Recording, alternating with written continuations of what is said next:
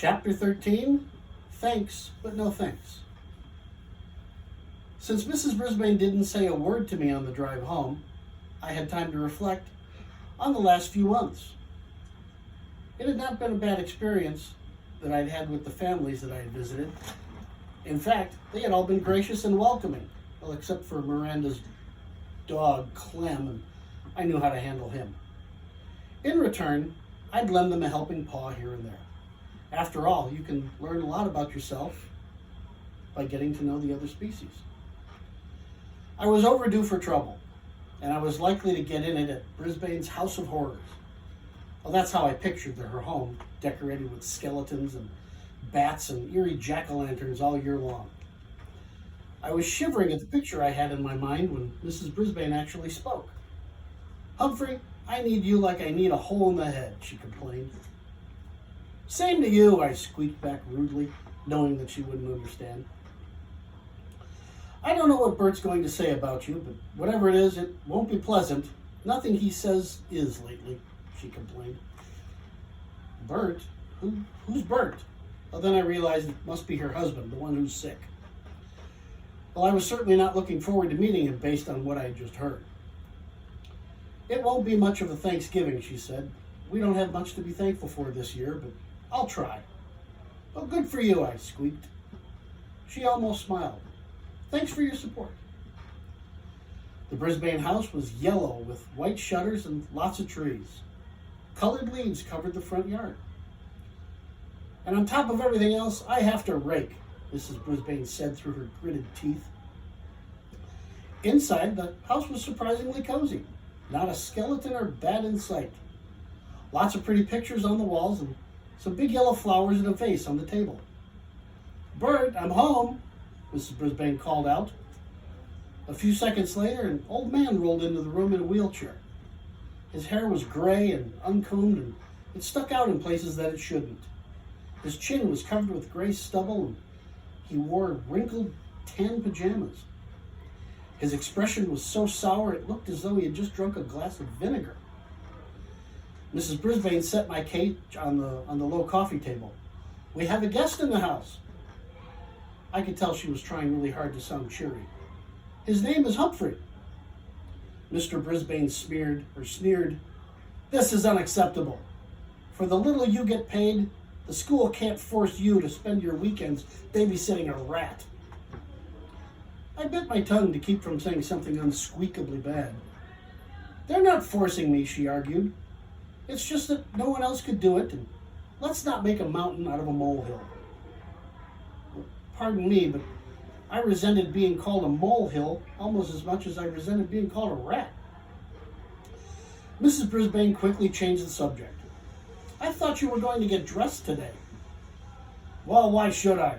I'm not going to see anybody," Bert Brisbane growled, "except you and the rat." Mrs. Brisbane got up and walked out of the room without saying a word. Boy, nobody in room 26 could get away with talking to Mrs. Brisbane like that. I wished I could send her husband right down to Principal Morales' office right now. Everything was real quiet around the house for a while, and Mrs. Brisbane changed her clothes to jeans and moved my cage onto a card table in the corner of the living room. Then she sat down and read the Guide to Care and Feeding of Hamsters and the chart that my classmates had kept on me. "Looks like your friends have been taking very good care of you," she said. "Very, very good," I squeaked back. She fed me and gave me some clean water, and then she and Mr. Brisbane ate dinner in some other room while they watched TV. They went to bed early. I'll bet they didn't say 2 words to each other. Even Mrs. Mack talked more than they did at home, and she lived alone. The next morning, Mrs. Brisbane was up early, and soon the house smelled yummy. I thought maybe I would like this Thanksgiving thing after all. At least it was good smelling and good eating parts. What I didn't like about Thanksgiving was Mr. Brisbane. While Mrs. Brisbane was clattering pots and clinking pans and making things smell good, he sat in the living room in his wheelchair and frowned. No, I have a better vocabulary word. He scowled. After a while, he called into the kitchen. "Sue, why don't you stop doing all the cooking and sit down for a while?" Mrs. Brisbane popped her head out the door and said it wouldn't be Thanksgiving without turkey and all the trimmings. Then Mr. Brisbane said he didn't have anything to be thankful for.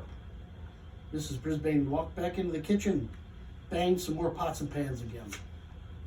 That sour expression on the old man's face was starting to get to me, so I decided to take a little spin on my wheel. I really got that thing going at high speed. I was going so fast I couldn't see whether Mr. Brisbane was smiling or frowning. Finally, Mrs. Brisbane came into the room and sat down. "Would you look at that, Sue?" the husband asked. "Oh, he does that all the time.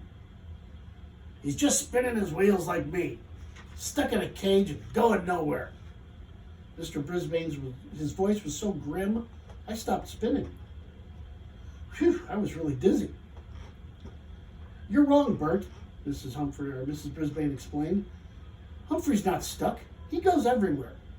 Every weekend he goes to another house, he eats different foods, he gets out of his cage and he runs through mazes.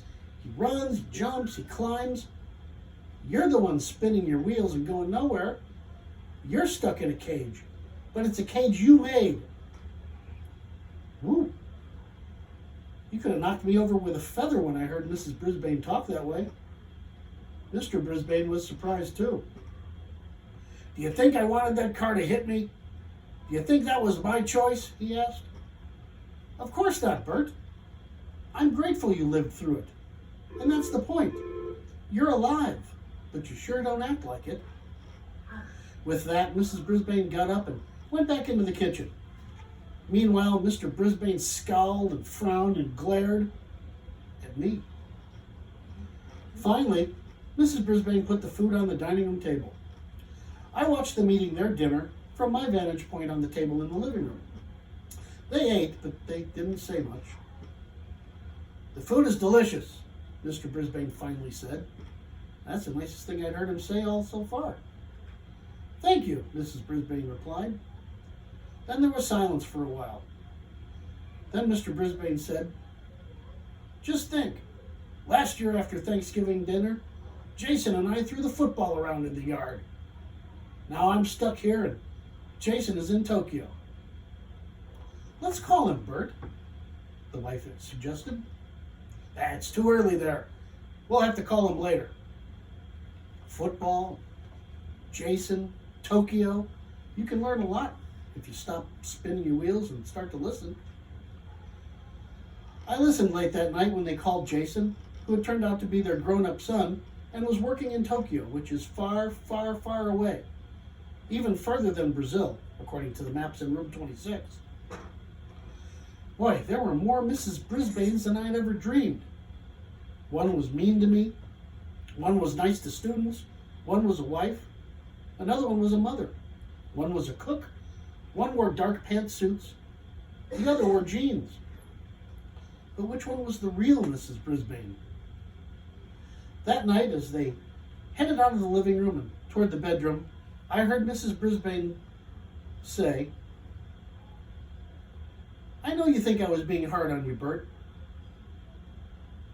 but it really is time for you to think about what you're going to do with the rest of your life." Mr. Brisbane didn't answer.